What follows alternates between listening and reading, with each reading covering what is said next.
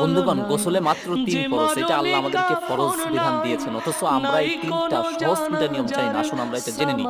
১ নম্বরে কুলি করা, ২ নম্বরে নাকে পানি দেওয়া, ৩ নম্বরে সমস্ত শরীর ধৌত করা। এই ৩টা হলো গোসলের ফরজ।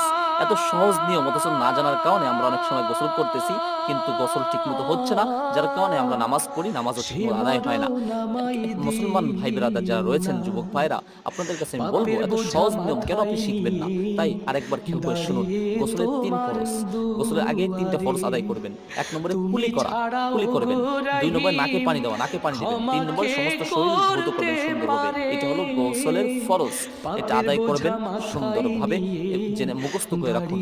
এবং অপরেও যেন আল্লাহর এই হুকুম, যেন অন্য ভাইও আল্লাহর হুকুম জানতে পারে, এই জন্য শেয়ার করে দিন এবং আমাদের চ্যানেলটি সাবস্ক্রাইব করে আমাদের সঙ্গে থাকুন এবং ইসলামিক এরকম সুন্দর সুন্দর নিয়মগুলো জেনে নিন। ধন্যবাদ, ভালো থাকুন। আসসালামু আলাইকুম ওয়া রাহমাতুল্লাহ।